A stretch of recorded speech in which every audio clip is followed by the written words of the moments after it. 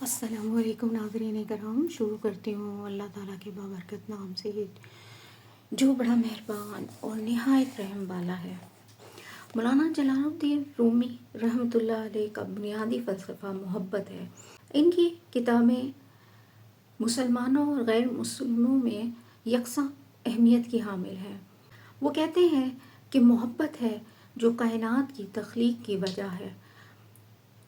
خدا اس کائنات میں موجود ہر شے سے محبت کرتا ہے، اس لیے ہمیں بھی چاہیے کہ اللہ کی تخلیق کردہ ہر چیز سے محبت کریں۔ مثنوی مولانا روم میں ایک جگہ ان کا کہنا ہے کہ اللہ تعالیٰ اپنے محبوب بندوں کے لیے اکیلا ہی ان کے غموں کا مداوا اور خوشیوں کا ذریعہ بن جاتا ہے، اور ان کے کام کا صلہ ضرور دیتا ہے اور ان کو قناعت کی دولت عطا کرتا ہے۔ ترکی میں سیر کے لیے آنے والے لوگ سب سے زیادہ مولانا روم کے مزار پر دعا کے لیے حاضر ہوتے ہیں۔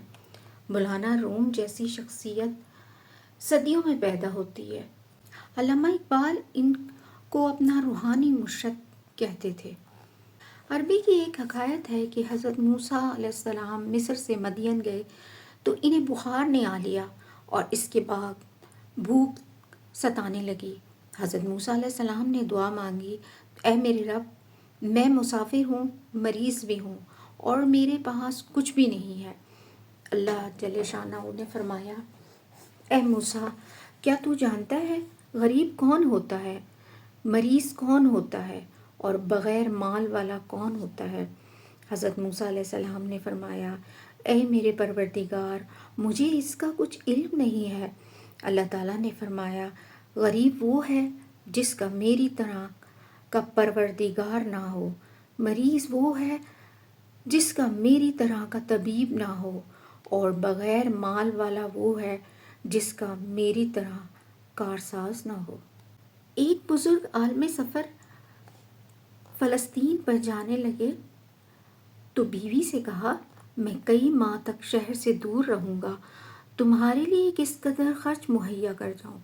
بیوی نے جواب دیا، جس قدر آپ کو میری زندگی منظور ہے۔ بزرگ نے کہا، تمہاری زندگی میرے ہاتھ میں نہیں ہے تو میری روزی بھی آپ کے ہاتھ میں نہیں ہے، بیوی نے جواب دیا۔ بزرگ چلے گئے تو ان کی بیوی سے ایک عورت نے پوچھا، حضرت آپ کے لیے کتنی روزی چھوڑ گئے؟ بیوی نے جواب دیا، حضرت تو خود ہی روزی کھانے والے تھے، جو کھانے والا تھا وہ چلا گیا اور جو دینے والا ہے وہ یہی ہے۔